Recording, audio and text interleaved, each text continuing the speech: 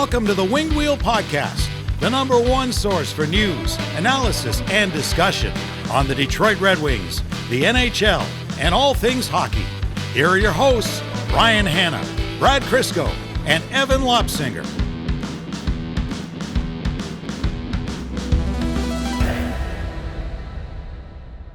So I was making kebabs on the grill tonight for dinner, and when I started it, I singed off half my arm hair. What I need from you guys is to have takes hot enough to singe the rest of it, because it looks ridiculous, just half burnt off right now. It smells horrible too. Was the kebab good? Kebab was really good.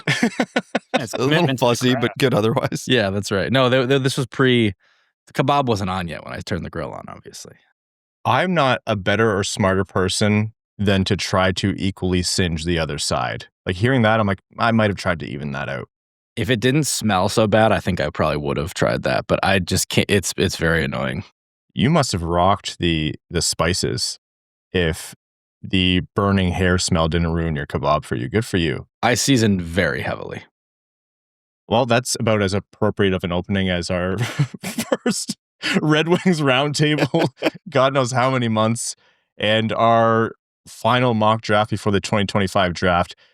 The whole conversation we had before we were recording was absolutely ludicrous and off the rails, which is appropriate for this mock draft because Max and Prashanth, you guys were talking between expert analyst consensus and team consensus. This is all over the board.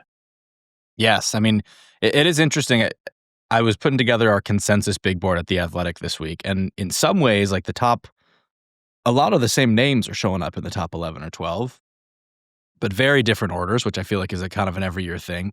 And then every once in a while, someone will mix in a curveball. I use Craig Button's list as part of the consensus big board because he's a former NHL GM. And so I'm always interested to see, where does he have guys? He's got Jack Ivankovic at 12. I would be surprised if that happened or whatever, but all it takes is one team for something crazy to happen. And I think that's the most fun part of the draft. I feel like Button's list, though, is always the fun list to look at from that perspective because it does, I think, most closely mirror what you see teams. I remember a couple of years ago when he had, Jagger Firkus at 9 in his final board. And so it's always just you see some guys that just really love and you throw them up there. And that's really kind of a microcosm of what you see every team do, too, at the time of the draft and what I think we're going to see this year. And wasn't he the early guy on Jack Quinn? Before everyone took notice that Jack Quinn had top 10 pick potential. I think he was early on that. You're asking me to remember list. 5 years ago. I don't remember what I had for breakfast, so. I look back at those drafts from forever ago and I'm like, did we honestly have a profile and an opinion on all these guys? I can't remember. Brad's the only one. He's the sicko. He's oh no, don't you remember we like this guy over this guy? We had him at 17 versus 18 because of his first 3 steps were great. I'm like, Evan forgot his name the other day. We're not all built like that. That was more recently than the other day, but thank you. Thank you for that. On that note, it's late. Let's get this thing started. Folks, welcome to this very special remote edition of the Winged Wheel Podcast, a Red Wings Roundtable. We got the whole crew here. I'm one of your hosts, Ryan Hanna. I'm Brad Crisco. I'm Max Bultman. I'm Prashanth Iyer. And I'm Evan. On this episode of the Winged Wheel Podcast, it's going to be a little bit of a different tune than what you're used to hearing. We have the final 2025 NHL Mock Draft with the 5 of us. We're going to run through that. God knows what chaos that's going to bring. And then we're going to do our best to bring you a free agency preview because right after the draft, we are going to be doing a draft review and then a little bit of a free agency note then, but things have already started to pick up. So we'll talk about some NHL news as time allows, and then we'll jump into overtime. Before all that, the Winged Wheel Podcast is primarily brought to you by our Patreon supporters, patreon.com/Winged Wheel Podcast. If you want to support the show, you get access to bonus episodes, you get access to our Patreon exclusive Discord, and you get access to all of our giveaways. We give away 2 tickets to every Detroit Red Wings home game in season, going directly to our Patreon supporters. We got some sweet giveaways coming up for the offseason as well. So again, patreon.com/Winged Wheel Podcast. And if you want to know how that helps the show, besides allowing us to do, the Winged Wheel Podcast, bringing in Max Bultman as a contributor for the Winged Wheel Podcast, having Prashanth Iyer and Sean Shapiro do Expected by Whom, our fundraising for the Jamie Daniels Foundation, all of that is just a small fraction of what you'd allow us to do. So again, patreon.com/Winged Wheel Podcast. All right, guys. In advance of Evan drafting Anton Lundell 5 times today, we have predetermined the draft order. It is Brad, first overall. Evan's going to pick second. Prashanth, third. Max, fourth. And then myself, Ryan, fifth. And then we're just going to repeat through there to keep it simple. Not for you, the listener. You are incredibly smart, but based on Evan's score that you shot today, what were you, an 82? You shot an 82? I will not put that on public record, what I shot today. We got to keep it simple for Mr. 82 over here. So without further ado, Brad, you're drafting for the New York Islanders. And like, we never do this perfectly. I'd say let's weight this more heavily towards what we think will happen. But you can blend in a little bit of what you would do within reason too. So, Brad, you are Mr. Darsh with the New York Islanders, your first big move as GM, maybe. Who are you taking at first overall? I would like to trade down to get James Haggins, but in a world of reality, on my personal list, I had it as a toss-up between Misa and Schaefer for first overall. I lean Misa just because bigger sample size, center, but I don't think that's what's going to happen on draft day. So in a coin flip, knowing what the Islanders are probably thinking, I'm going to go Matthew Schaefer. All right, Matthew Schaefer, first overall, deeply unsurprising. That's probably the most consensus pick that is out there. Now, second overall, Evan for San Jose. What are you doing? I think if I'm Mike Greer, I probably would have been thrilled to see Matthew Schaefer there at 2. I think they don't have a huge need for centermen with Celebrini and Will Smith there. So with that being said, why not? Let's just add more of a good thing. We're going to keep it simple. We're going to take Michael Misa at 2, and our center depth is now secured for eternity. I agree with that, and I think there's a little too much galaxy branding going on across the league of they need this, they need that. If you have a chance to draft Misa and, Schaefer doesn't fall to you, that's perfectly fine. Like, you can deal with having too much of a good thing. The Red Wings have been on the other side of that for a long time. You don't want to be on the other side of that. All right, Prashanth for Chicago. Is this where things get crazy, or are you going to go with, consensus might already be out the window? Again, in the interest of not galaxy braining it, I think if you're Chicago, you've obviously got a bunch of talented young centers, not all of whom I think may stick there, but you might as well add another guy into the mix who can potentially play there or be flexed to the wing. And so I think it's Anton Frundell. Yeah, I think he makes by far the most sense here at his size, his ability to play either center or wing. I think if you look at his numbers, he played a little bit of both this season, and I think he's probably the best addition to Chicago and gives them a chance at having a really, really loaded top 6. Anton Frundell goes third.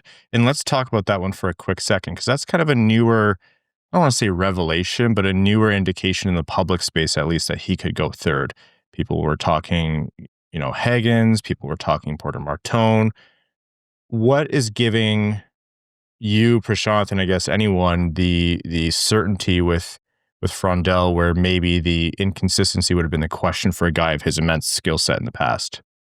Yeah, I think for me, there's a couple of things. One, I tend to skew towards men's leagues, guys that are already playing in the men's league in their draft year. So I think that's a huge skew there. I think, 2, the fact that he's already got, a decent frame at his size to being able to play at both center and wing.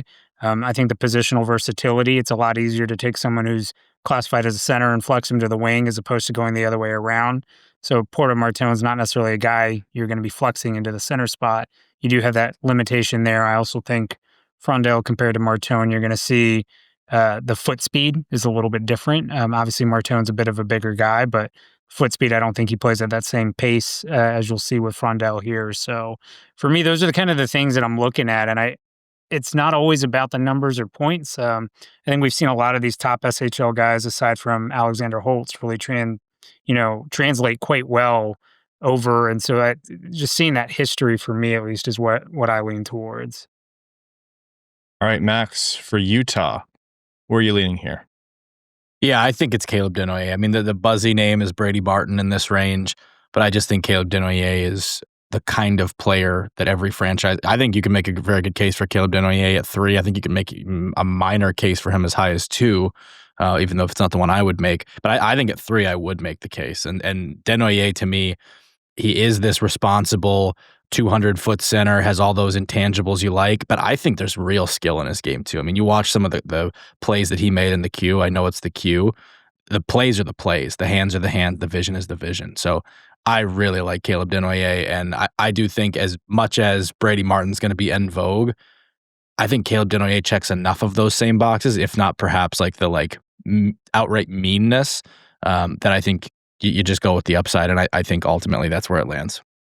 So, I mean, this is hardly news because this has been out there for a while, but Utah's fascination with Brady Martin, I will say there's been sources who have indicated that that's real, and at least Brady Martin's camp believes that it's Utah or very likely Utah. That doesn't mean it's going to be, because players have believed that, a team's going to draft him, and teams could be waffling. Like, this is a very up in the air draft, and this is kind of the first critical juncture where that's happening. So who's to say the Mammoth have made their decision, but at least from the Martin side of things, they do believe there's a really solid shot that he goes here. But I think he's going to go high. I'm just saying, when I think about the two players, I think it's easier for me to make the case after you get past the guy who's also the great two-way, great intangibles, great compete guy as a center, and I think has a little more offense. I think it's an easier case to make 2-3 spots down.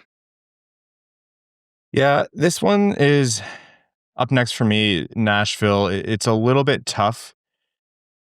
I like Brady Martin a lot, and I like the idea of Brady Martin being drafted high. I don't necessarily think he's a reach type. This is big shades of Ryan Leonard, but I personally can't come away not drafting James Higgins, and that might be a departure from what actually will happen in reality, so I'm breaking my own rules here.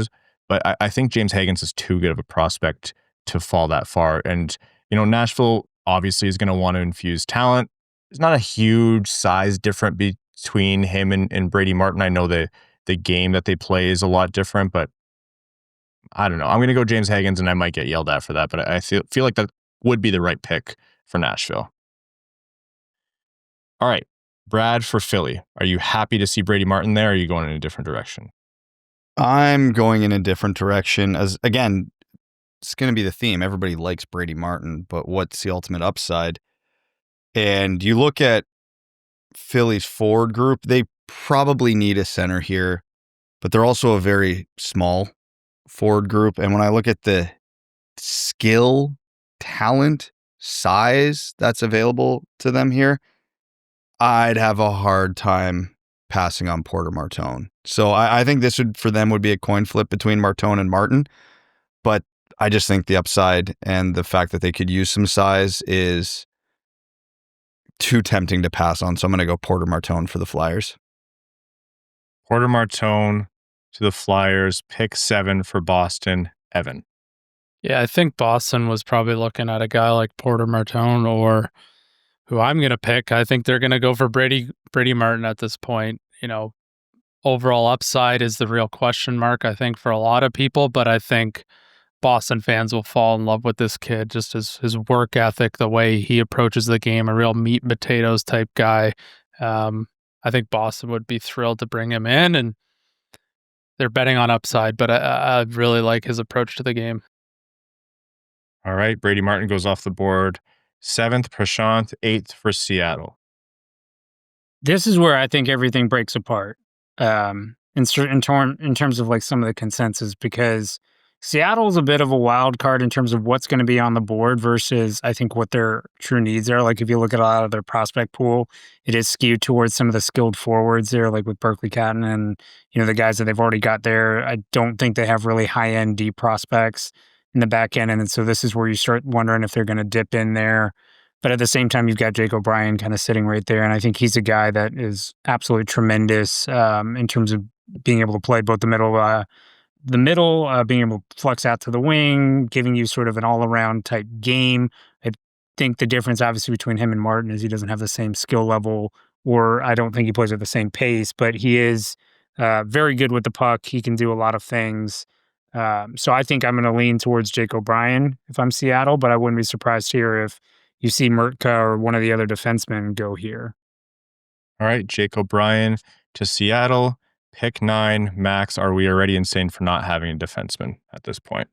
I mean, history would say maybe, but I do think the strength of this class is with the centers, right? And I think Buffalo is a threat to take a D here, and Mertka, I think, they're so lefty heavy. I think Mertka would make a lot of sense for him.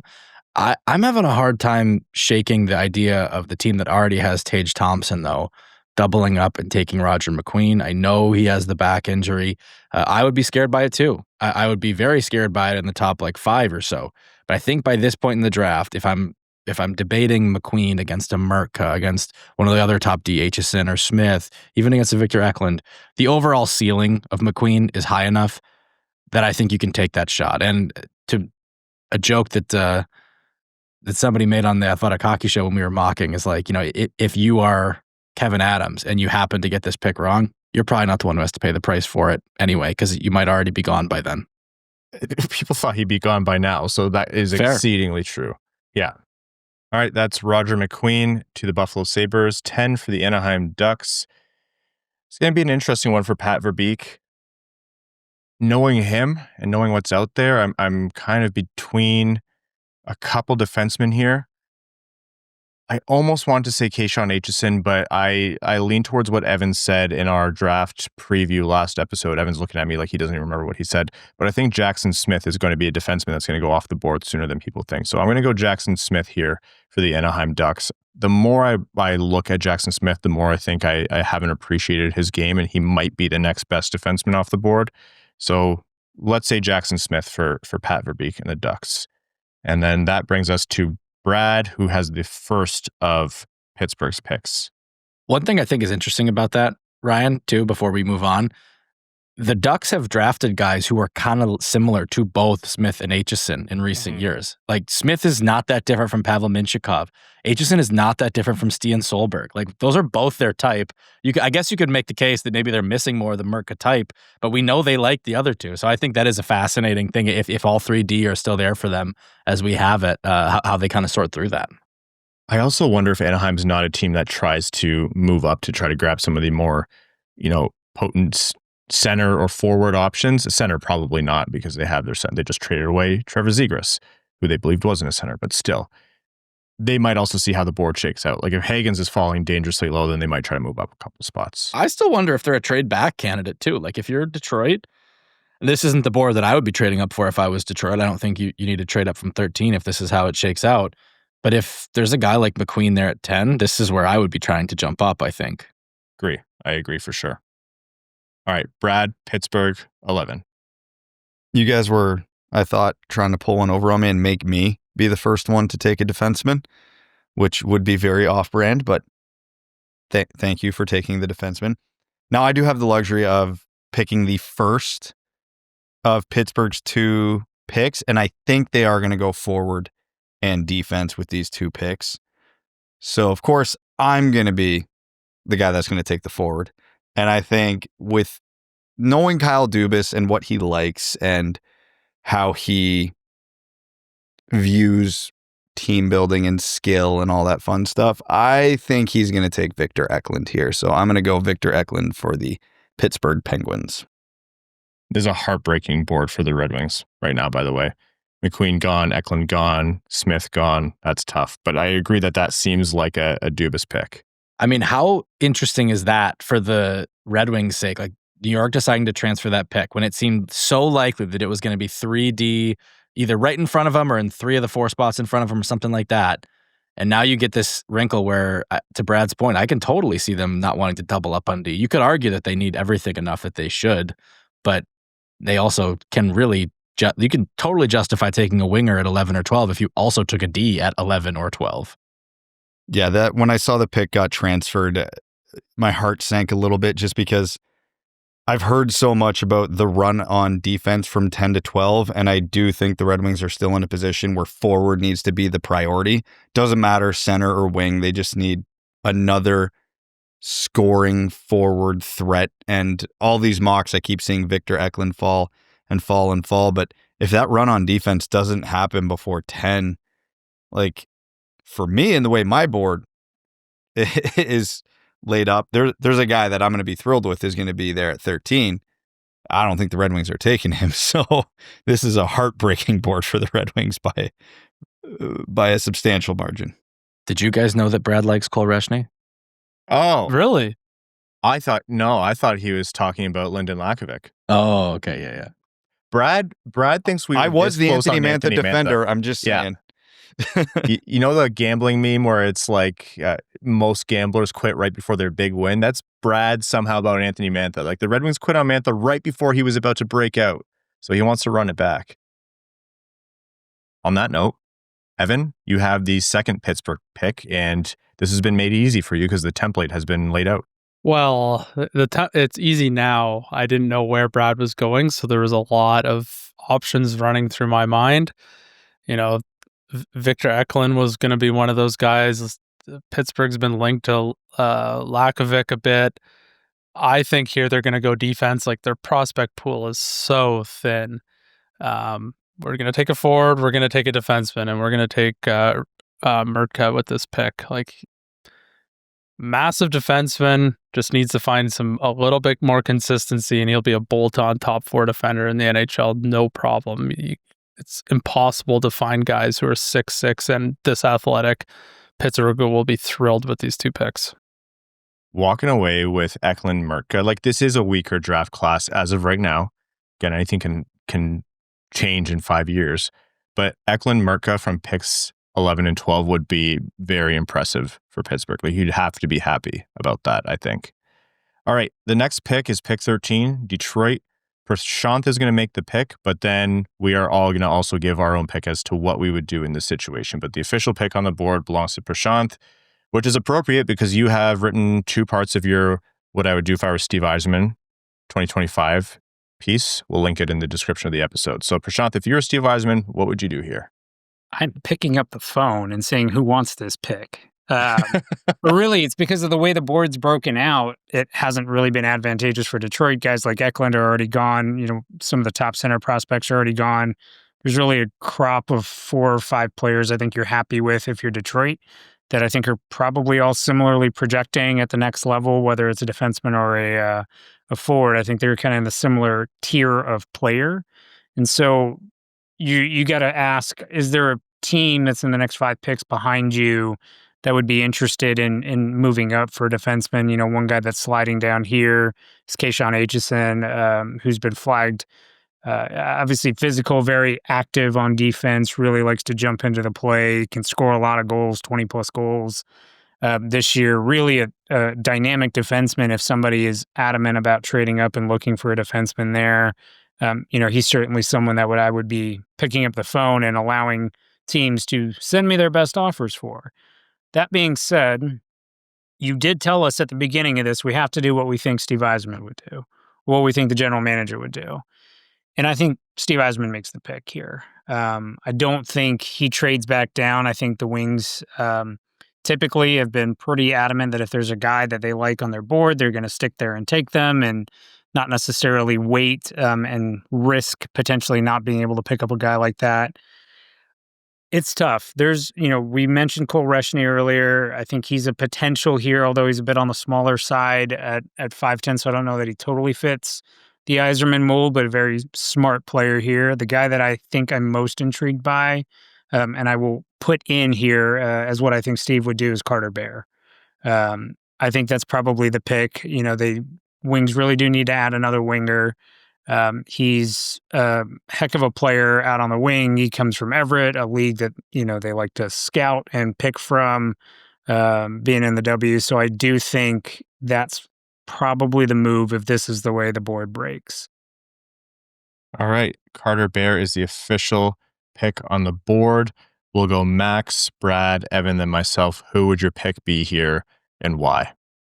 I think it would be hard for me to pass up Kasper Aitchison here. And I do get the concerns. I mean, there's a decision-making element to when you time these big hits or when you jump into the play that I think teams will want to be reassured about.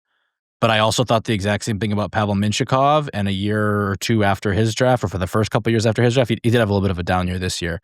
I thought he was one of the real standouts of his class, and I still think he projects as like a strong top 4 defenseman.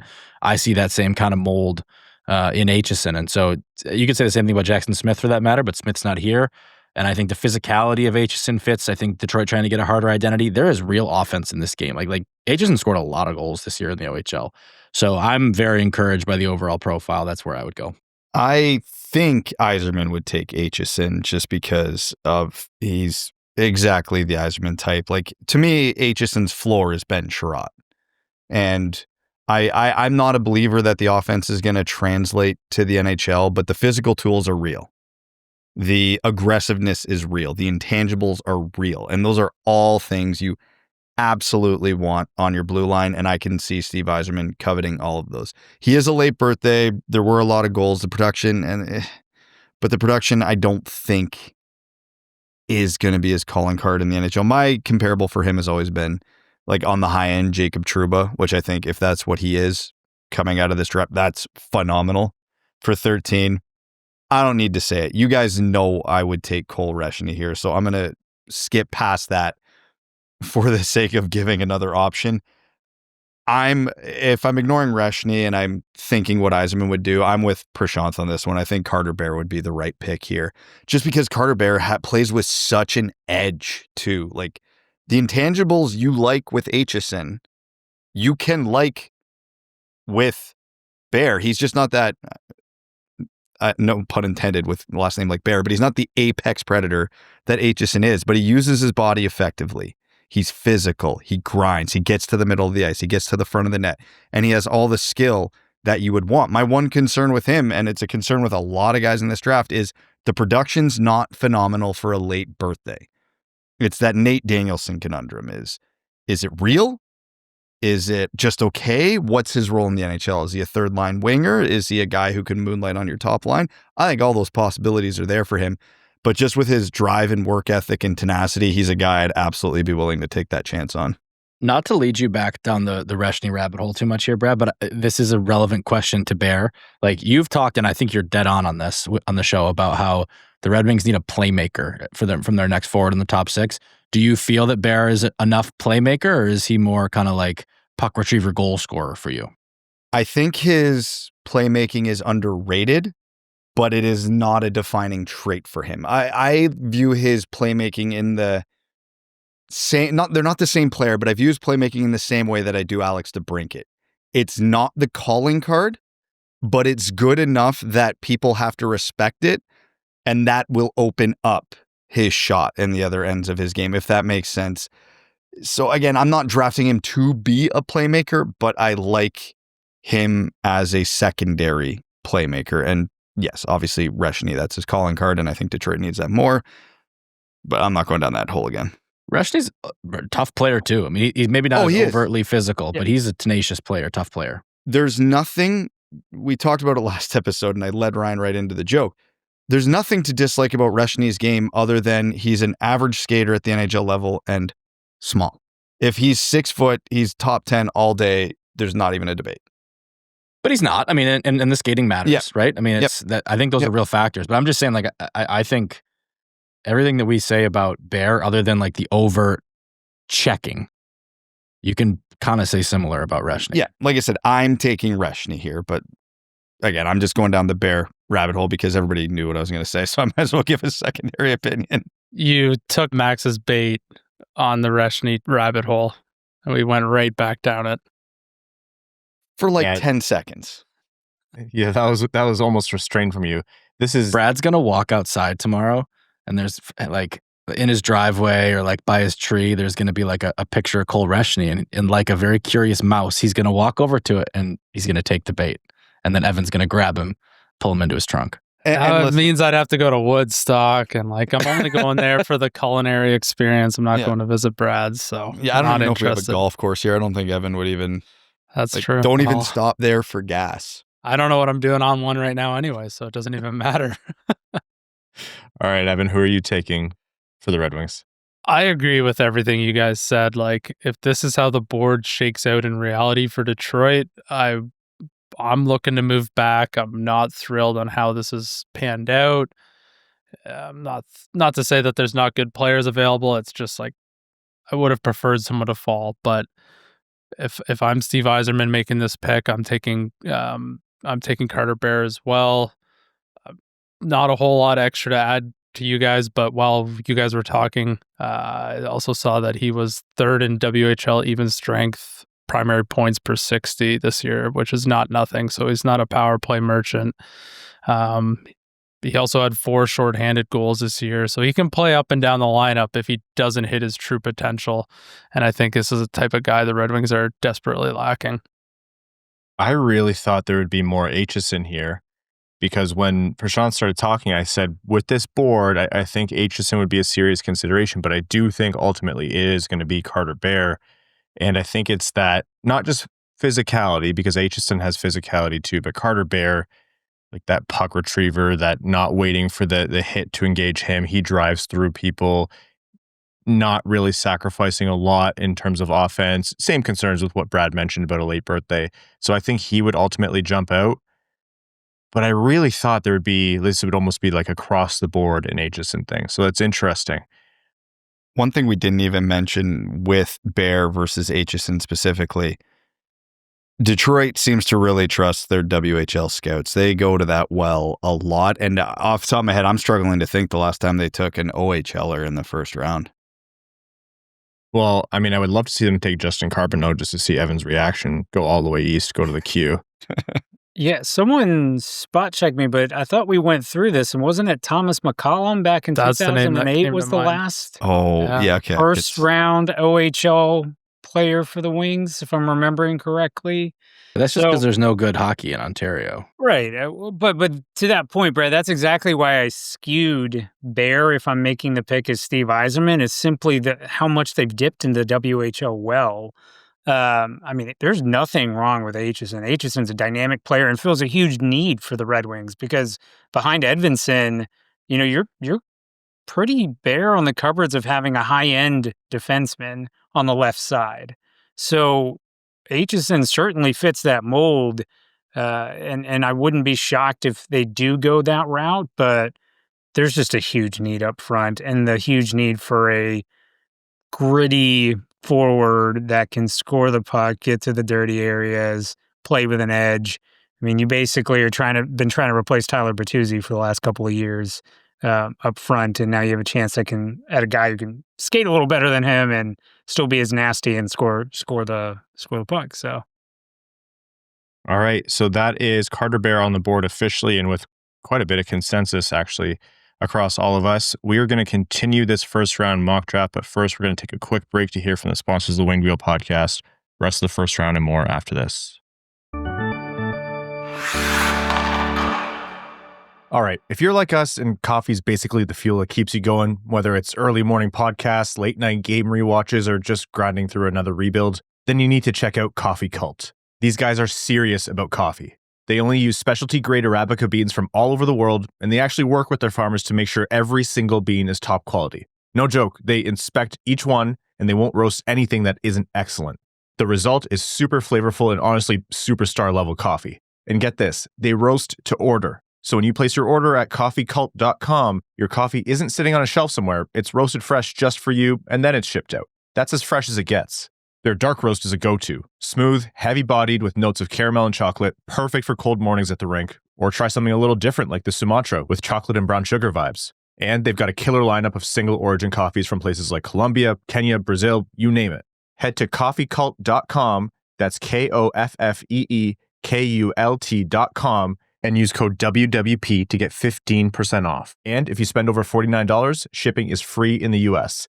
That's coffeecult.com, spelled with a K. Drink better coffee.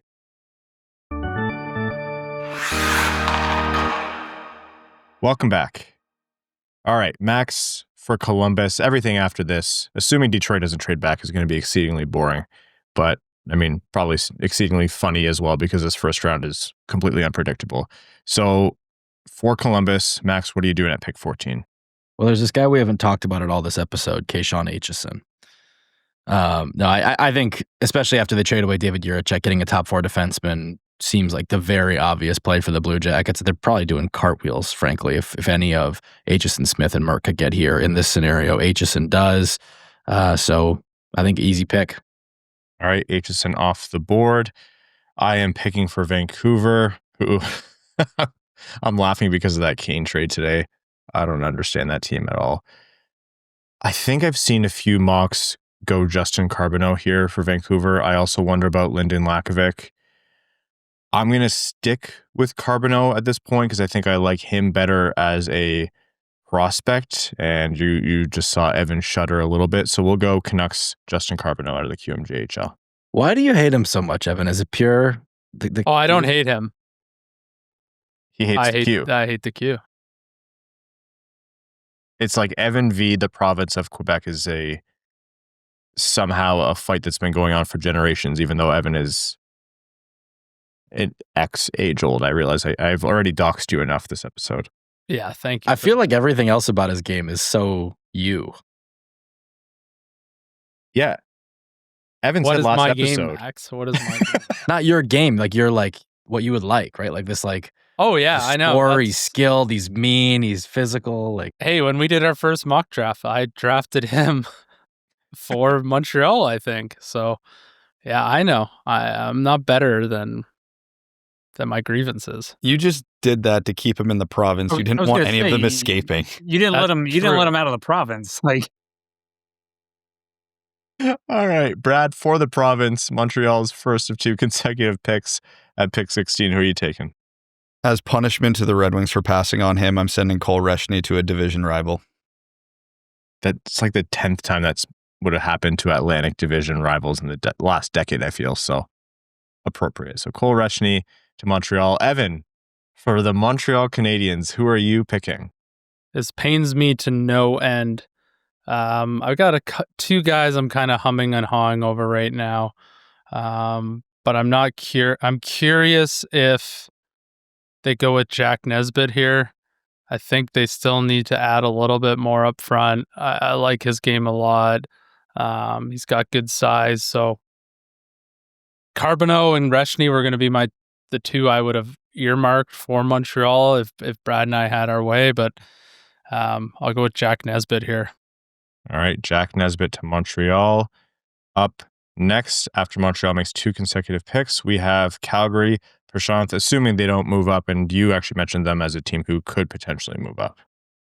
yeah, I mean, if you're looking at the Flames as a rebuilding team and you've got picks 18 and 32, there's certainly an option to try and move up by packaging those, or finding some other way to do so. One of the challenges, though, is I think there's 7 teams this year have multiple picks in the first round, and they're all rebuilding teams. So it does become a little bit of a challenge to find a way to package and move up and beat one of those other rebuilding teams. But if we're stuck at 18 and you're Calgary, I think the biggest need right now is you've got to add some skill up front. They've spent a lot of draft picks, on the right side of their defense recently with Peterka and Bristowitz. So for me, I think you're probably looking at Braden Coots here.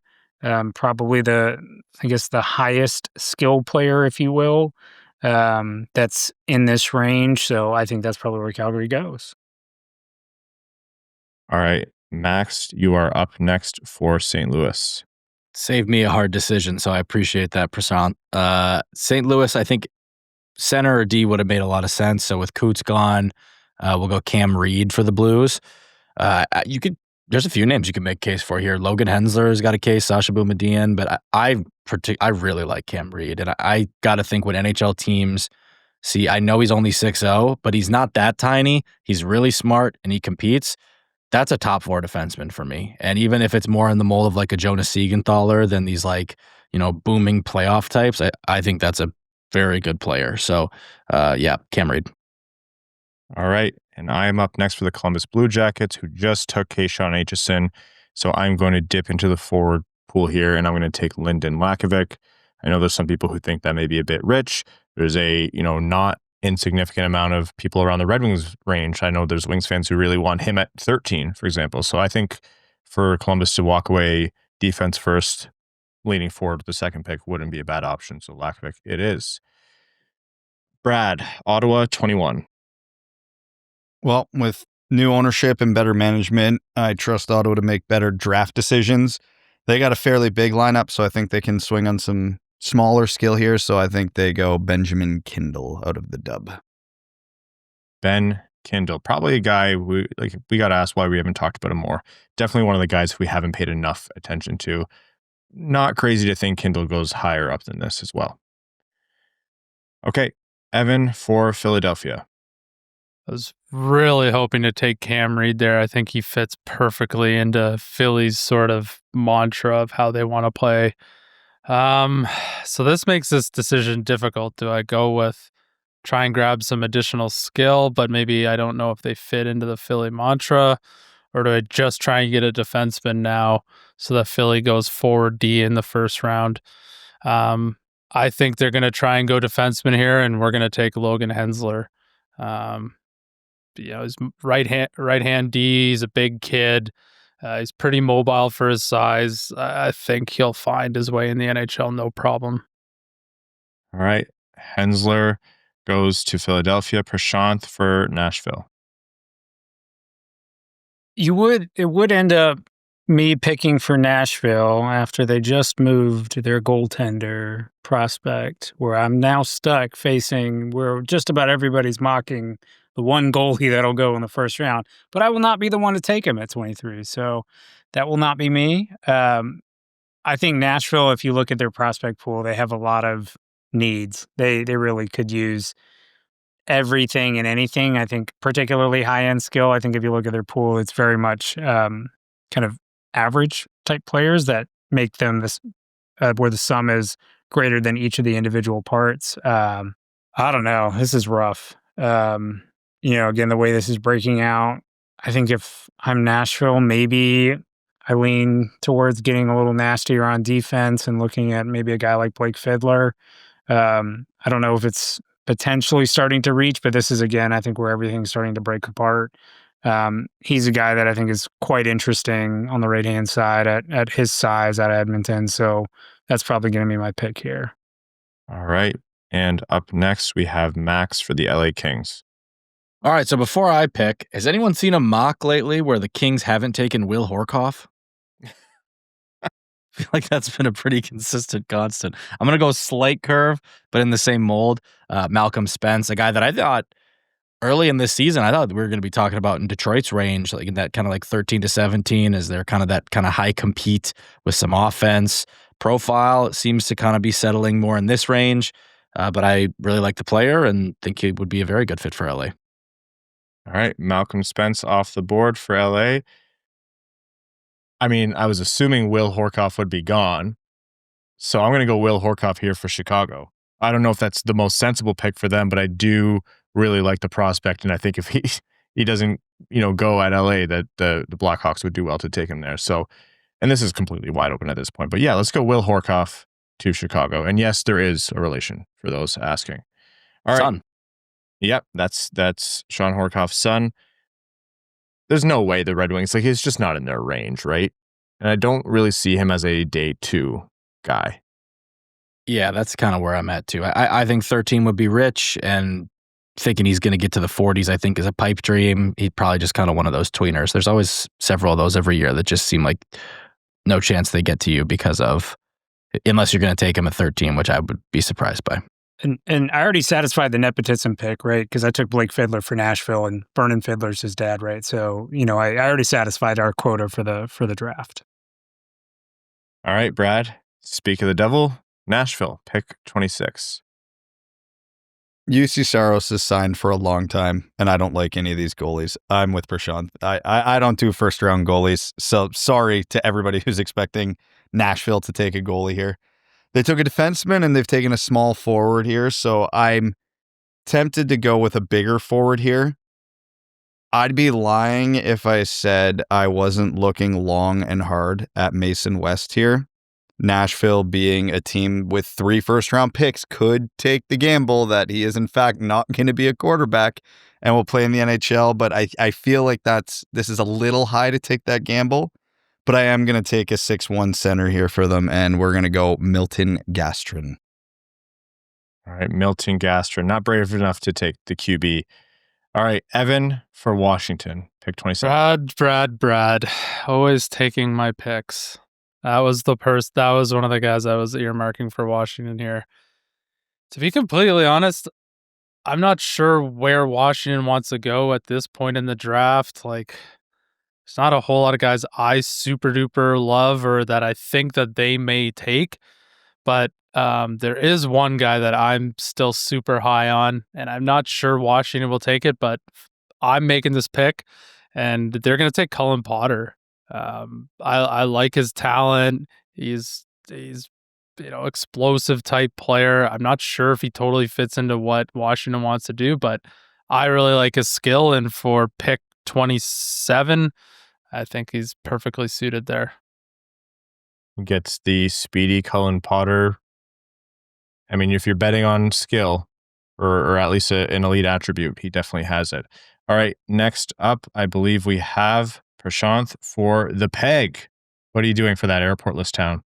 All right, well, Brad and Evan have continued to ruin the players that I would like to pick, taking Gastrin and then Potter right ahead of me. As those were the two that I thought made sense for Winnipeg. I think Winnipeg really needs everything. Not much in their prospect pool at this point that hasn't graduated already. So I'm going to look out in Sweden, look over at Ish Wozniak. I think he's a nice winger with size that's playing over there. Would be a good player for Winnipeg to kind of add again as another player that can give them a little bit of size, a little bit of skill, a little bit of everything, and hopefully develop in a timely fashion for them. All right. And up next, we have Max for Carolina. All right, so I'm stewing on this. So when we did our mock at the Athletic Hockey Show, I picked a D for Carolina, and Corey trolled me because I guess Carolina's owner has a no defense mandate. Prashanth, you are our resident North Carolinian. Is that still in place? Should I still avoid a D here for that reason? I mean, we're talking like 29. I don't think so. I think at 29, anything's on the table here. Like, I think now the thing about Carolina is they typically play the board. I think they're very good at picking up the value player that's potentially slipping. So for me, I would be looking at the list and saying, who's a guy that's potentially high on, a lot of other team lists that somehow managed to slide. And I think that's exactly where you're going right now. Exactly. So my inclination here is to take Sasha Boumedienne, who was the best defender at the U18 World Championship, should not be on the board at this point in the draft, and yet he's a D.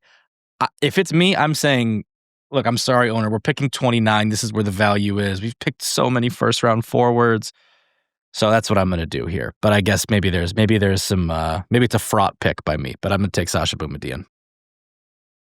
You're a rat and a snake, and I hate you. That's actually, through all this, is the first time that I've been sniped right before my pick. I will say a lot is adding up right now because Tom Dundon has a reputation for being cheap and now has this mandate to not draft defensemen. Brad, when did you buy the Carolina Hurricanes? That was, I think that stemmed from when they took all those D, like 6 to 12 in a bunch of years in a row, and DeHaan and all that. Yeah. I mean, that's of Brad's ilk right there. That's a cut right from your cloth. I'm not cheap. I'm poor. Understand the difference. That's very fair. If I had the money, I would spend it. Not on a defenseman, though. I'll tell you that much. You'd spend it on Erik Karlsson. That's the only defenseman you'd spend. But he's a forward. It's fine. That's right. But Boumedienne's not on the board for the San Jose Sharks, and I kind of set on D here, so I think I'm going to go with Henry Brzustewicz right there. Wishing Boumedienne would have fallen one more, but Brzustewicz would be a fine enough get at pick 30 for San Jose. So we now have last two picks of the first round. Brad, you're up first for Philly at pick 31. Back-to-back picks where I'm making the third of 3 first-round picks for a team. I was considering it for Nashville. I don't love a lot of the prospects left, so give me a 6'5", 6'6" forward who can absolutely fly. Give me QB1. Let's go Mason West. Mason West, the project pick, goes at pick 31. Evan, to round us out, pick 32 for the Calgary Flames. Yeah, so I was humming and hawing over this one as well while you guys were talking, trying to figure out where to go next with Calgary. We took Braden Coots earlier, trying to shore up our center depth. Do we try and add more center depth through the draft, like a Cole McKinney here? Or do we look at just best player available? Is there too much talent left on the board? I think that's pretty subjective, but for me, I'm going to take Cameron Schmidt here. I think he should be a first round day one guy. Is he maybe the Calgary fit? Maybe not. But he played in Vancouver this year, so not a far move for him. All right, that's our 2025 NHL mock draft done. So the last bit of that we're going to do before the actual draft. So just a quick note, the live stream is happening on Friday for the first round, youtube.com/wingedwheel podcast. Subscribe, follow along for the live stream, watch along. It's a great time. We do live analysis, reactions, fan discussion, giveaways, all that, lots more. So youtube.com/wingedwheel podcast. In day 2, we are actually live streaming / we do a big hangout with all of our Patreon supporters online as well. So that is a Patreon benefit. So patreon.com/wingedwheel podcast for a full day 2 hangout. And then we're going to be with you Saturday night for a full 2025 NHL draft recap episode. But to recap this mock draft, the Islanders first overall take Schaefer, San Jose takes Misa, Chicago takes Frondell, 4th Utah takes Desnoyers, Nashville grabs Hagens 5th overall, Philly grabs Martone, Boston takes Martin 7th, Seattle takes O'Brien 8th, Buffalo takes McQueen 9th, Anaheim grabs Smith 10th, Pittsburgh grabs Eklund and Mertka at 11 and 12.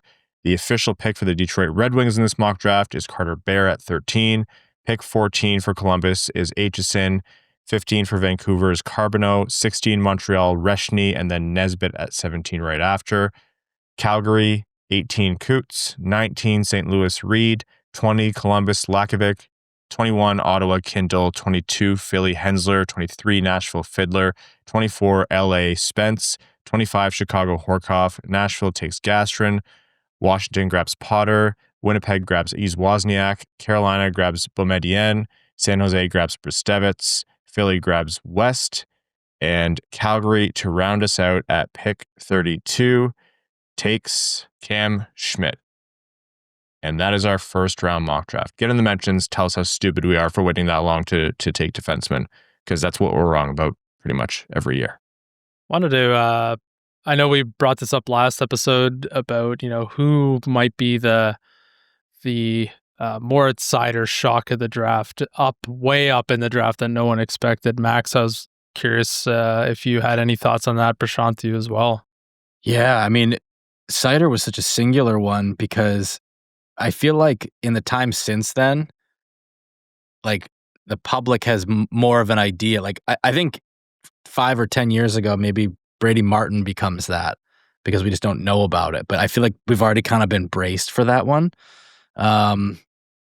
I mean, McQueen definitely has a chance to go way higher than we mocked him, right? Like, it would not shock anyone, I don't think, if he went like 5 or 6. What about Jackson Smith? I think I could see Jackson Smith shocking people and going like in like the top 8 or something. Are you asking goes early and then ends up good? Because no, I'm just saying, where the oohs and ahs from the crowd early in the draft going to come from? It feels like it's always a D, right? Like Simashev, Seider. Right. But even I thought Bennett Seneke, right, was another kind of catch people off guard. To me, the guy that I wouldn't be shocked goes as high as, 10, 11, 12, somewhere in that range would be Jack Nesbitt, because I think for whatever reason, he seems to be shooting up boards. People aren't enamored with his size. I would not be shocked to see a team prioritize someone of his size down the middle early.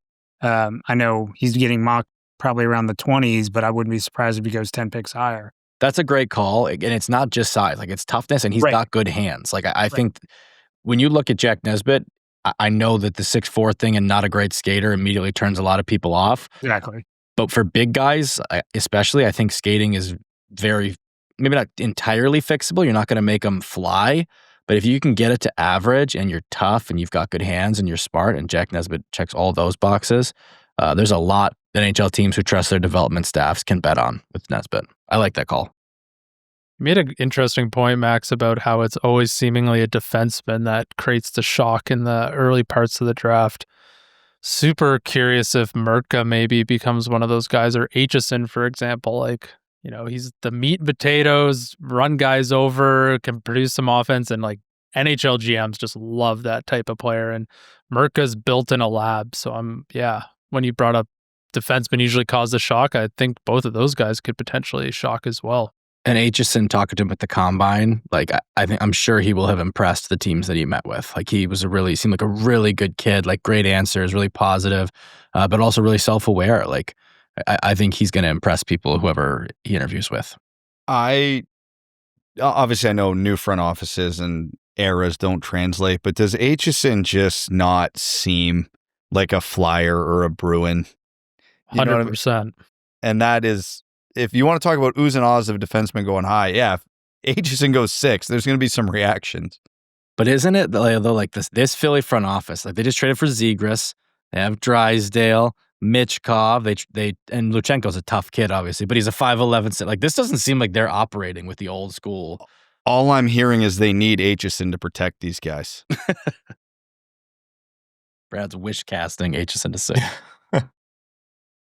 Manifest, Brad. Make yourself useful. Okay, let's pivot over to a little bit of free agency talk, and I think maybe better labeled a Red Wings roundtable here. Max and Prashanth especially, what do you see upcoming for the Red Wings, not just in the draft, but everything surrounding it? Trades. The Red Wings are reportedly out there looking to improve a goalie, as has been the case since Steve Yzerman got here in 2019. The free agents out there, although some like Gavrikov already seem to be pre-assigned to teams like the Rangers and Marner maybe to Vegas. What do you make of what's coming up for the Red Wings? What do you want to see from them in terms of them making a move this offseason to becoming competitive, or do you expect something a little bit quieter than maybe what fans are hoping for? Well, I certainly came into the offseason expecting to see them be really aggressive, and I have no reason to believe that they don't want to be aggressive. What I'm now thinking is, are they going to be being aggressive only works in terms of like who you can call, right? Especially on the free agent market. I am starting to think as we get closer to July 1 that the Red Wings might have a harder time doing what they want to do than maybe I would have thought coming into this offseason. We'll see. Part of that is the market kind of shrinking potentially, as Ryan mentioned. And part of that is maybe me not fully appreciating at the start of this offseason, like how much being a team that has kind of had stalled momentum could come into play. We'll see how this all works out, but I do wonder if trade may end up being more fruitful for them than free agency for that reason. Like it could be harder to sway someone without a massive overpay. And I'm not talking about a massive overpay on Mitch Marner, right? I know people are more comfortable with that than maybe I would have thought. I could be wrong about that. Like it's the week before free agency, but that I think that's a real potential concern. I think you're spot on with that as a potential concern. I mean, we're seeing some of the polls that the Athletic's doing, obviously, about like where prospects want to get drafted, and then obviously what are your free agent destinations. And Detroit doesn't pop up on those lists. They're not necessarily a place that prospects are trying to avoid or anything like that, but it's just, to me, it's not coming across that this is the desirable place for people to want to jump towards. And a lot has been made about these, income tax free states and whatnot, and the potential advantage there. I think it goes well beyond that.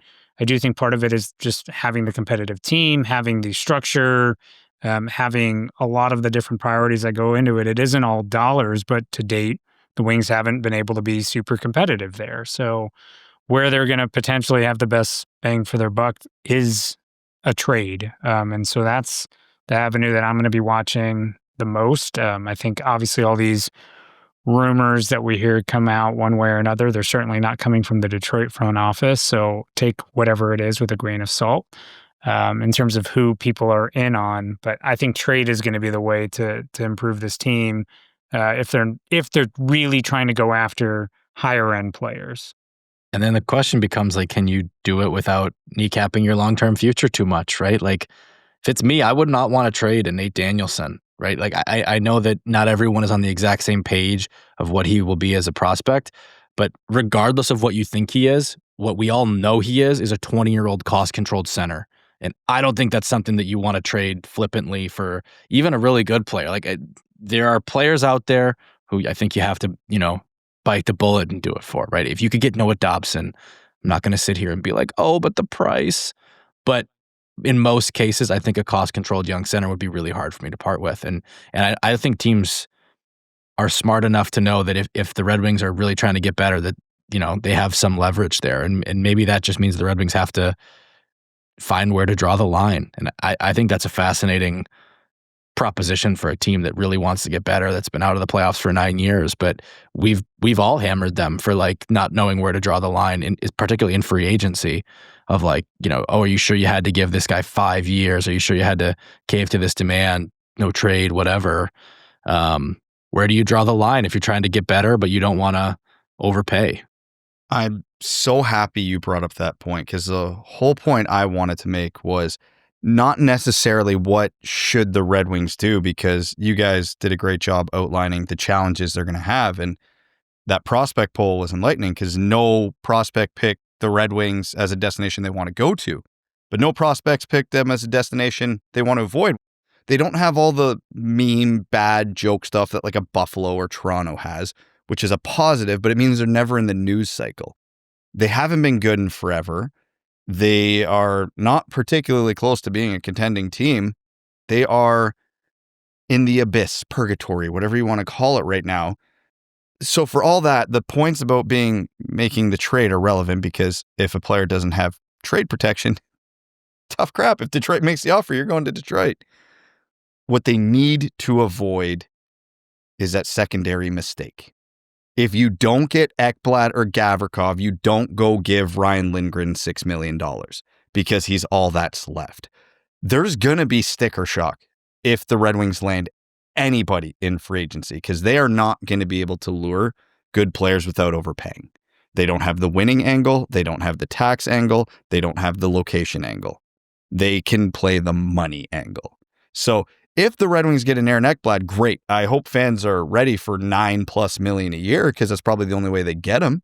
And if that's the only option, the Red Wings should do it.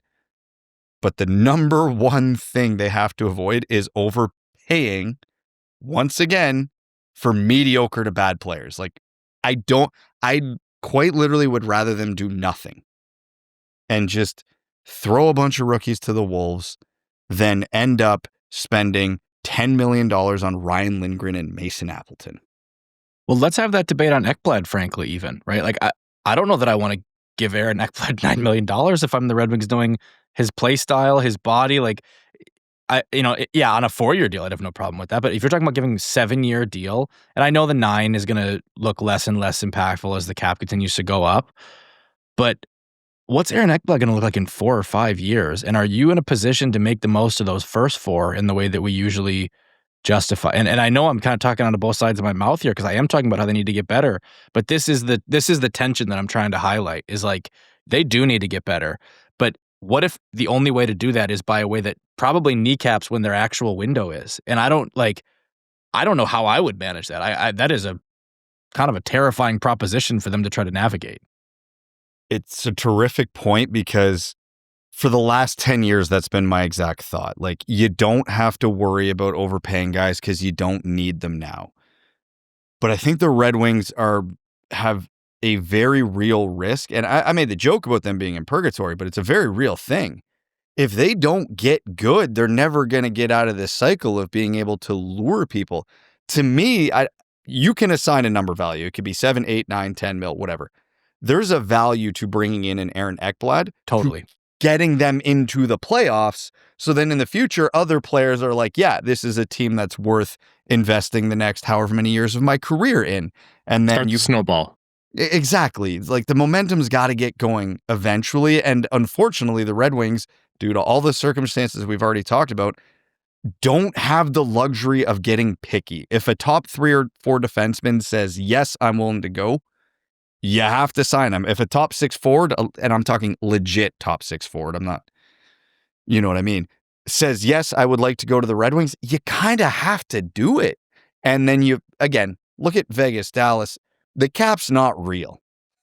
You can figure out what to do with the back half of Aaron Ekblad's contract down the line if you have to. But I don't think they have the luxury to pass on opportunities if they have, because I think your first point ultimately was very correct. There's a reality where Detroit could call 10 GMs and 10 free agents and get 20 no's. And we're sitting here going, what the hell do we do now? That's true. You probably can't pass up an Ekblad on just that, right? Like, he legitimizes you as a guy who just won 2 Stanley Cups, picking you. And even if it is like a hometown connection or whatever else, like, that would be valuable in itself. And I think Ekblad will continue to be good for the next like 3-4 years. It's just there's this part of me that goes like, are the Red Wings going to be good enough in those 3-4 years to justify? But with him, I mean, your defense would be Seider, Edvinsson, Ekblad. In a year, you're talking about Axel Sandin Pellikka. You could have potentially one or two more of these young D kind of popping up, and obviously Albert Johansson. It could be a pretty interesting blue line there, and you have room for at least one veteran to be along for that ride. Right now, it's Ben Sherratt, but he's up in a year, and passing that torch to Aaron Ekblad, who I think has a lot more puck moving in his game than Sherratt does. I think Aaron Ekblad aging poorly would still probably just end up at around where Ben Sherratt is, but you're slotting him on the second pair instead of the first. So that's a good point. I think you've probably swayed me on that one. I will throw out kind of a devil's advocate aspect here, and it's not maybe fully devil's advocate, but when we've talked about a lot of these top free agents, we've always talked about them with the expectation that they get term. But one of the unique aspects about this salary cap state is we just jumped to 95.5, but we're going to be at 113.5 in 2 years. We're going up another $18 million. So a couple of things that have already been thrown out is, are we finally going to see NHL players leverage shorter deals of higher dollar amounts to be able to cash in on another contract? And I think Detroit could uniquely be the one that sets that market standard by saying, okay, Aaron Ekblad, here's $11 million for 3 years, or something like that, where you're now maintaining your term, you're maintaining your flexibility, but you are actually throwing ungodly amounts of money. And yes, there is that sticker shock, but to your point, Brad, it makes you incrementally better to then make the next wave of free agents come there as a sign of, as a destination you want to go to. So to me, that's like, if you were going to get into this type of bidding war, that's the angle to play on, is finding the free agent that is saying, yeah, you know what, I do think I have a chance to cash in 3 years from now when the cap is 18 to 20 million higher. And so, yeah, I will take you up on your offer of a higher dollar amount right now for a shorter deal to try and do that, on the back end. And maybe there is an opportunity to do that, and maybe that's what it takes to incrementally push you forward. Well, and it's, again, the sticker shock, I think, is real, not just for us as fans, but for teams. Like, I saw a report today that the Leafs offered Tavares sub $5 million over 4 years, and LeBron was reporting that if it was 5x4, Tavares would have probably signed it already. I'm sitting here as a Red Wings fan going, I'd give him 8. Like, because again, if you're going to get 2 to 3 great years out of him, he scored almost 40 goals last year, whatever it was. Like, yeah, I'm fully with Prashanth on this. If you can get a really good player for way too much money, short term, to get you over that hump, to get the next wave of players interested in you, that alone is worth the sticker shock. Oh, you guys know, I mean, I've been banging the Marchand drum since like the very start of this offseason. That would be target number 1 for me. I just don't think he's getting out of Florida. And even if he did, I don't think Detroit's the place that lures like a 35-year-old who's got the taste for blood right now. He wants to win, win, win. And I just don't know how Detroit can sell guys like that at this moment. I don't know that he's tasting blood right now. It's probably a cooler or something. I keep having the same thoughts about Ekblad. Like, I actually think if you put like Ekblad on a scale and then Sherratt is to the left of him and to the right is like Edvinsson and Seider, I'm of the mind that Ekblad, maybe not every year, but a lot of the years on a long-term contract could be way closer to Sherratt than people think. And that's a really arbitrary, like, broad way to look at it. But I do have concerns about him. But the point you guys are making, I think you've swayed me a bit too here. You spend the cap, you spend the cap. We don't actually care about the owner's money. The cap space is the cap space, and you want to start the snowball of success. If you go out and give out massive assets for a Peterka or a Dobson, and I will say I would wildly prefer those players, you not only then have to pay them huge contracts upcoming, you have to pay a massive premium for those players. They're not being released for too little, although Buffalo's kind of hard to predict. I'd still love to get them, but if you can retain all your assets but still get a guy who's, how do you handicap, like 80% of Dobson or, whatever you get, then that's actually a really good way to capitalize on a rapidly rising cap. It's a really good point. But Dobson is 25. That's the most appealing thing about him is whatever that contract is, it's ending when he's like 32, 33, and you could feel pretty confident that he's going to be really, really good for the duration of it.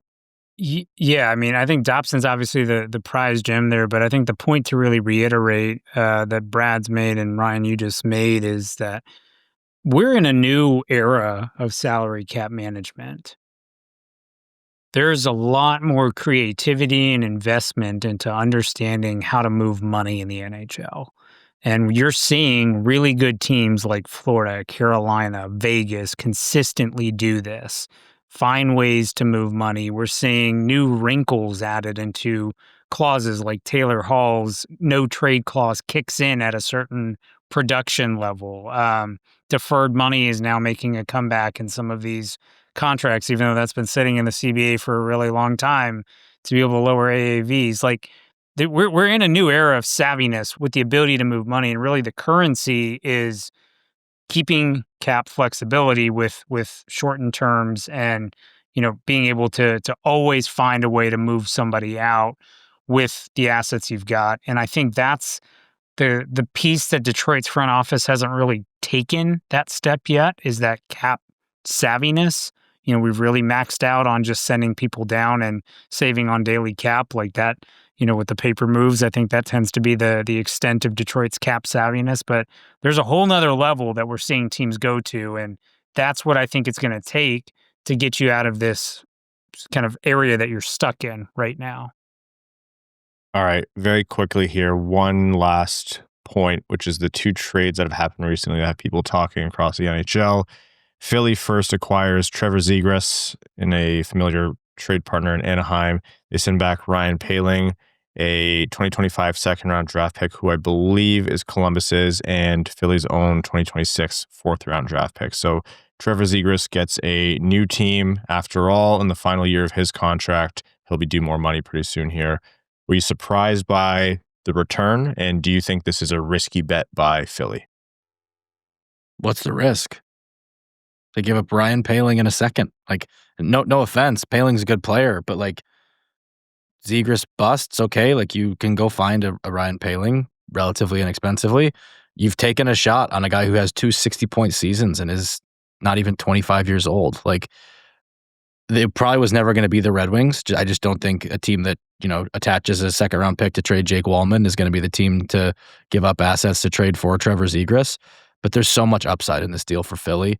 Maybe it hits, maybe it doesn't. I mean, obviously, at the price, clearly the Anaheim is almost betting it's not going to happen. But Philly's given themselves a chance at an upside shot. And when we talk about Florida and how they did what they did, this move looks a heck of a lot like a lot of things Bill Zito did in the first couple years, taking a chance on guys who aren't working out elsewhere but are supremely talented. I love this deal for Philly. Yeah, there's no risk here for Philly. Well, there's always risk, but there's very minimal risk here for Philly. I mean, you potentially have brought in a guy who would look like he was potentially a superstar in the NHL first year in the league. So I think this is a huge upside swing for them. And when you look at the skill players that they're putting in Philly right now, I mean, this is the potential to be a very scary roster if everything kind of pans out that way. So I really like the swing for Philly. I think they did a very nice move here. And the key is just even if it doesn't work, and there's a very real chance it doesn't work. Zegras' last 2 years have not been good. You're out a second-round pick and a third-line center. It's okay. You can find those things. They grow on trees. Is they're going to just spam the Michigan button? Imagine Tortorella's still their coach. Oh my God. Michkov and Zegras would be Michiganing every game and he'd be losing his mind. But I like the move for Philly a lot, but I just, I'm in a wait and see mode for this because like the difference between Cronin and Tocchet, like they both like chip and chase, dump the puck hockey, and Zegras is a puck on his stick type player. Like he wants possession. So until I see what happens in Philly this year, I'm gonna wait to hold what I think the results are of that trade. I love that they're taking a chance on Trevor Zegras, bringing him into the system, but they're going to have to play a totally different style of hockey than what Rick Tocchet has done with his team. So it's very TBD for me. Well, famously, it went really well with Rick Tocchet in the last soft, highly talented forward he had to deal with. Yeah. I don't know that I think Zegras is soft, though. I really don't. I think he has to shake a frail label right now. But I think he plays with a little jam to him. Yeah, He's not Marco Kasper, but he's got a little prick to him. Yeah, I think he's been called that a few times. On this show by Rick Tocchet. My initial take on this was that there was zero risk, and then I thought about it. I was like, no, you know what? You can't ignore the fact that the guy does get injured often, and they tried to move him from center to wing and have him add some 200 foot to his game, and that really took a hit on his performance. He played injured a lot over the past couple seasons, so I still think there's a lot there. But my initial assessment of if he's a 45 to 65 point player, that's his floor, probably not correct in retrospect. And then I do completely agree with what you guys say. I think it's an upside swing, and if it doesn't work out, I've seen worse bets in the NHL. One thing I'll add, because I'm going to speak out of both sides of my mouth here. I would have liked to have seen the Red Wings do this because it's an upside swing. He wouldn't have solved all of the issues in the Red Wings top six. Would he have been the second line center? Not over Marco Kasper, I don't think. He wants to play center, so that's already an issue. He's small, and he doesn't add the size or physicality, so it becomes an extremely small forward group that's already suffering from that for the Red Wings. So though you might have a personal preference to add him, I don't know that he's actually a good fit more than just an opportunistic buy, hypothetically. No, I think that's fair. And I think the best case for it is that Patrick Kane is not going to be in Detroit forever. We'll see if he's in Detroit in a week, frankly. I still think it ends up that way, but we've gotten this close. It went to the buzzer last year. My sense is I think it will get done at the buzzer again. I just don't think there's any reason for these two to split apart. But even then, there's a time limit on Patrick Kane in Detroit. He's not going to be young forever. He's not young right now. And you need someone who's going to run your power play, which is the best part of your team into the future. There's not many guys who have the vision that Patrick Kane does. I'm not even saying Trevor Zegras has the vision Patrick Kane does.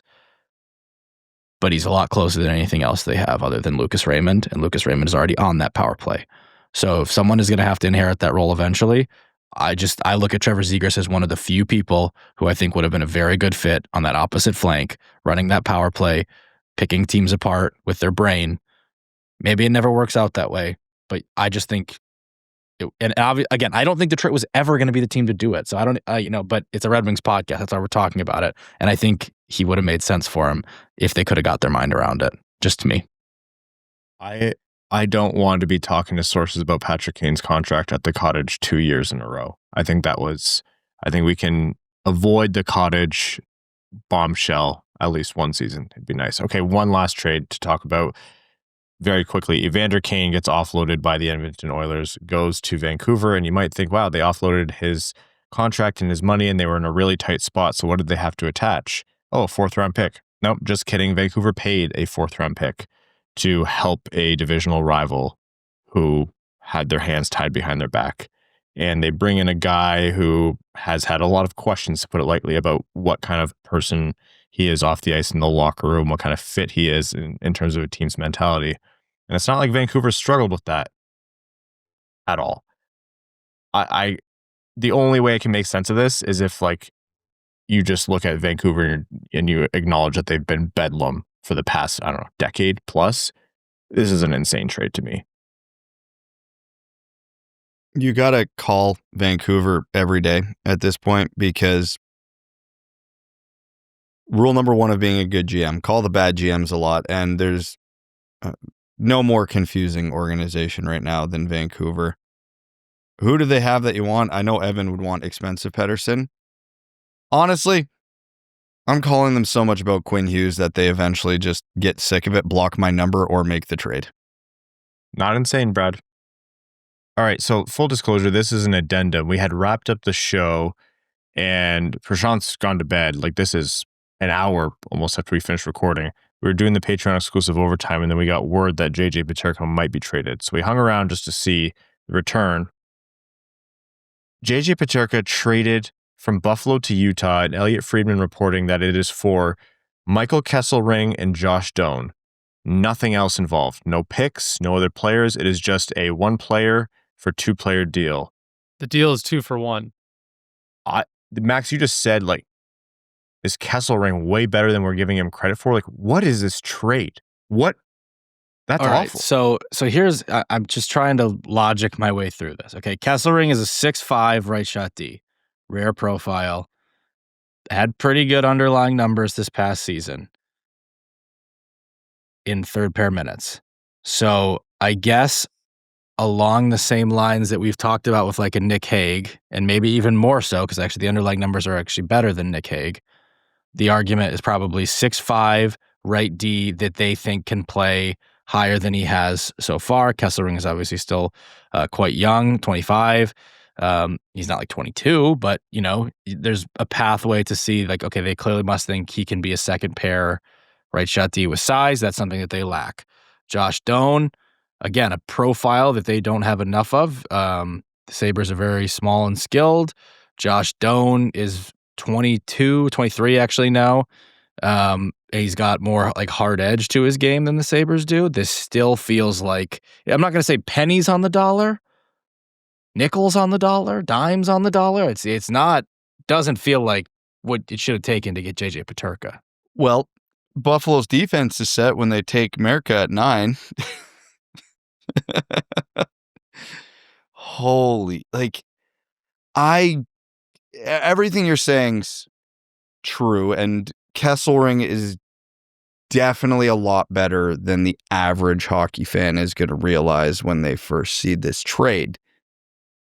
But this is still well short of what a 65-point forward should be getting, especially at his age. Like, Doan's going to be a fine third liner who can probably moonlight on the second line adequately. He's never going to put up the numbers Peterka did. Kesselring, maybe in a bigger role with a better partner, could be a guy, but a guy, like, not a dude. No, exactly. We're not, like, they did not, Peterka's a dude, and they didn't get a dude. They got 2 guys for a dude. My only thing here that can make this make a remote amount of sense is that Peterka needs a contract, and all these teams who want to trade for him, you know, talked to him and his agent, and they heard his demands, and Utah was probably the only one who was willing to pay them. Maybe the number was so high that it just kind of ruled a ton of teams out where they're like, I'm not going to pay a premium for a guy who at age 23 is already putting up near 70 points, and then pay him a premium in terms of his cap hit too. I still think that's dumb. Didn't Buffalo say they were only going to trade JJ Peterka if someone like blew the doors off them? Okay. A year ago, Buffalo made a trade where they got Ryan McLeod for Matthew Savoy, and it was universally panned, although I did defend it by saying they have so much of one thing. They finally got this thing that they've been missing. I think it can work out, and it did.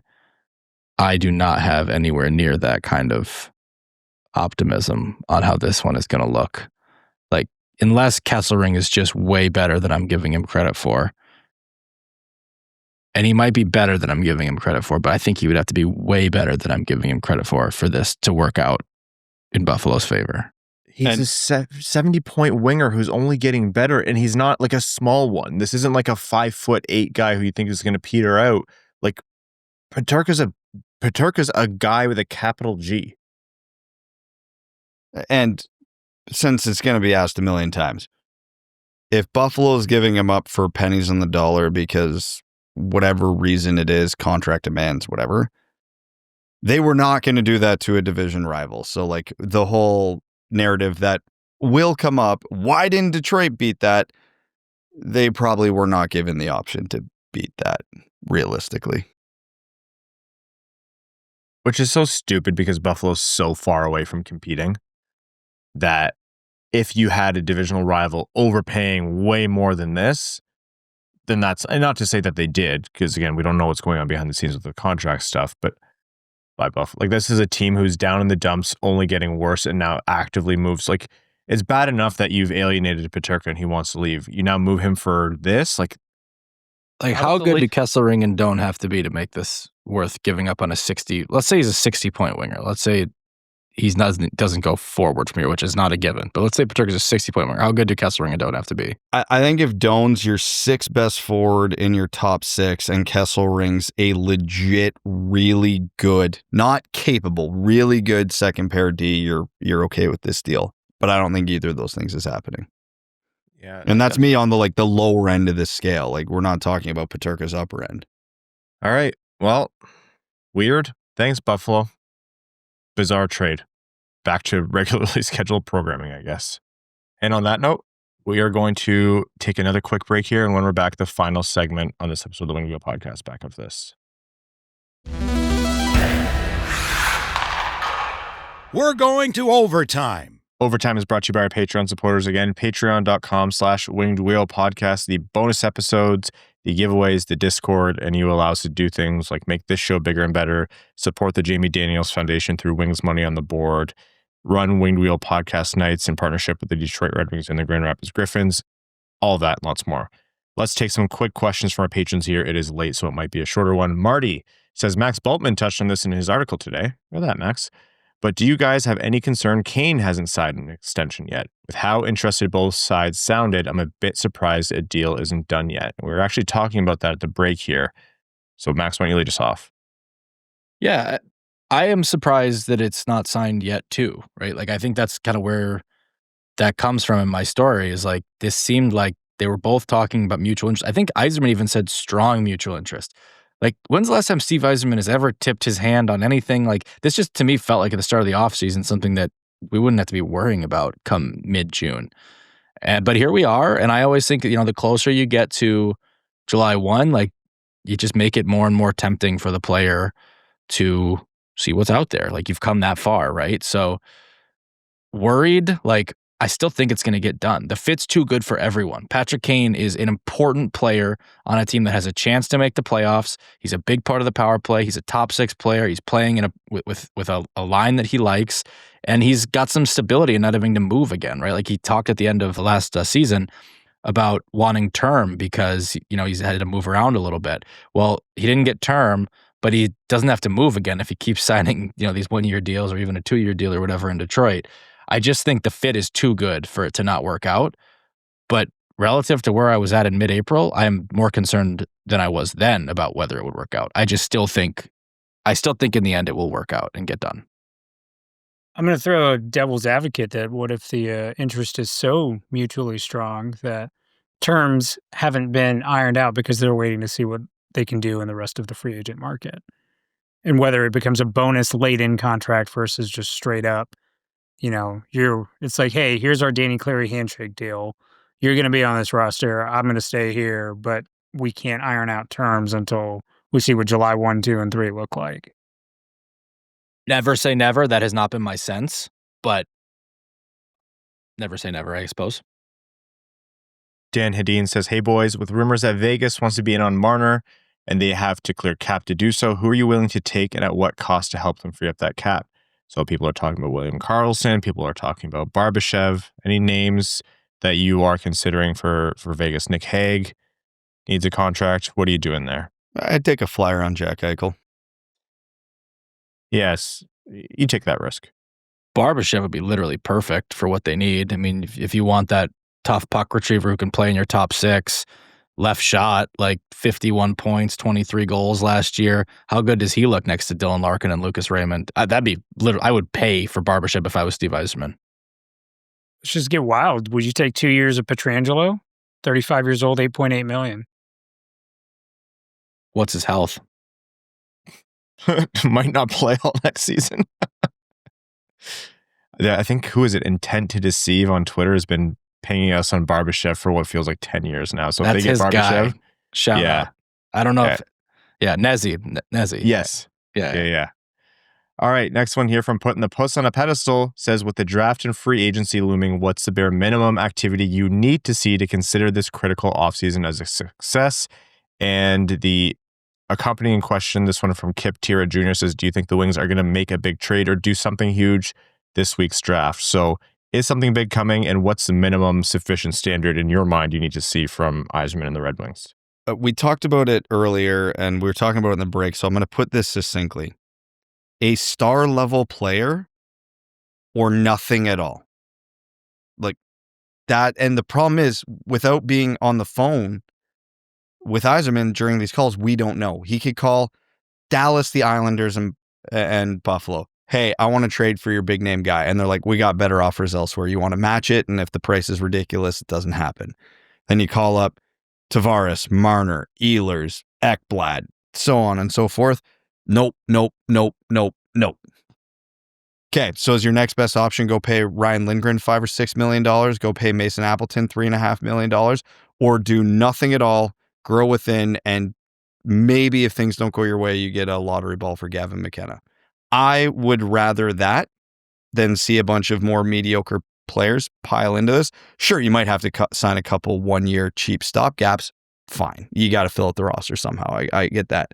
But the last thing the Red Wings need to do is be handing out 4 or 5 year deals to mediocre to bad players again. Again, star player or nothing. That's where I'm at. I don't know about or nothing. Like, you do need to replace some fourth line depth. Yeah. PKers, Like 1 year deals guys. on depth guys. Brandon Sure. Tanev, right? Exactly. Connor Brown. Would you do Connor Brown? Yeah, like It's on probably a a 2-year multi-year deal. Sure.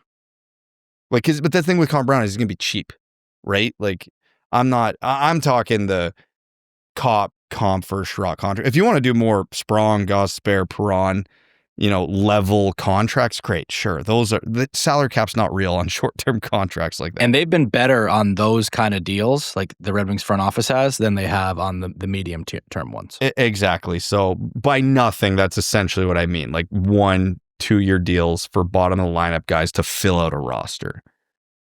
Ekblad, Gavrikov, or, pick whatever 6 defenseman slappy that happens to be available. All right. Last one here. Samuel Soderholm says, prediction time, who will be this year's faller in the draft, and who do you think will be taken higher than anticipated? We did talk about risers. Evan had the question of who would be this year's Seider, but who's falling in this draft? I mean, up top, there's a big slippery slide for James Higgins, potentially, or Porter Martone as well. Fair or not, and whether it'll shake out that way, we'll see. But it's not often you see guys at their skill level projected, bottom of the top 10. Higgins going outside of the top 5 seems crazy to me. He to me strikes me as the classic case of over scouted.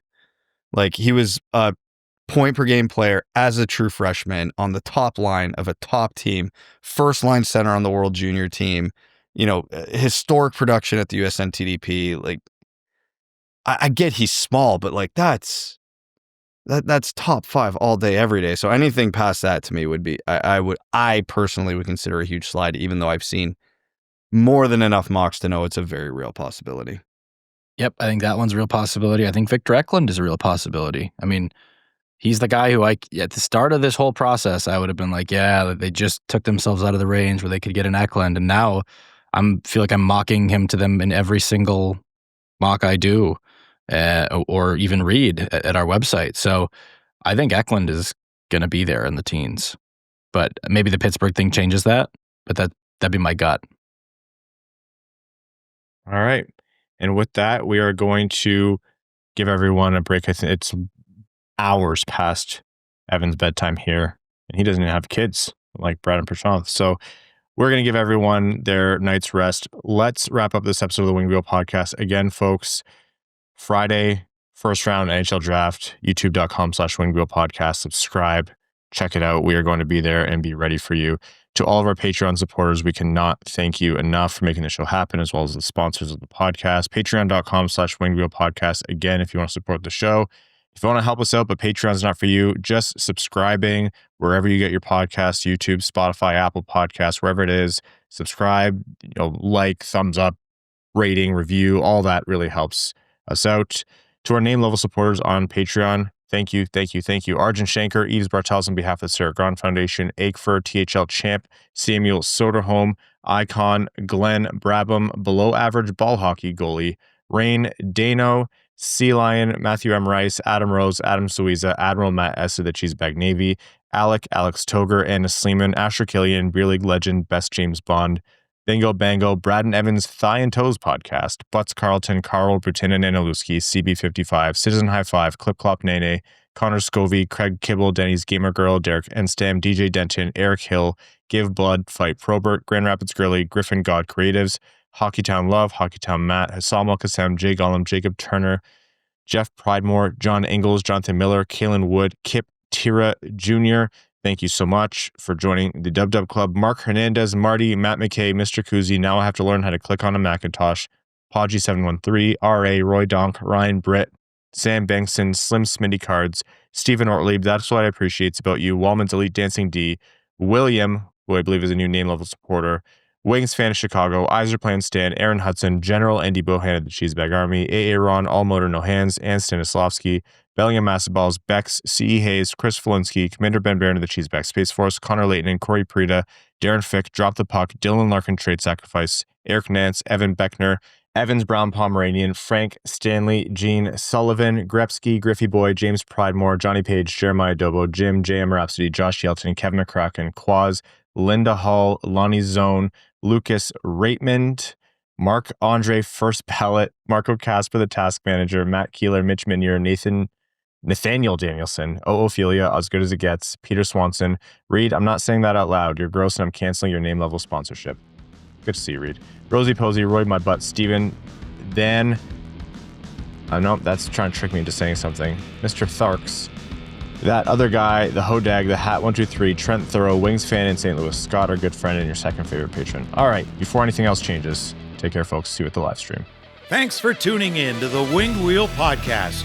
Be sure to visit wingedwheelpodcast.com, where you'll find links to subscribe to the show on Apple Podcast, Spotify, YouTube, or wherever you get your podcasts. You'll also find ways to support the show, like Patreon, official podcast merchandise, and more. And don't forget to follow us on X at Winged Wheel Pod, at Ryan Hanna, WWP, at Brad Crisco, and at Hockeytown Evan, as well as Winged Wheel Podcast on Instagram.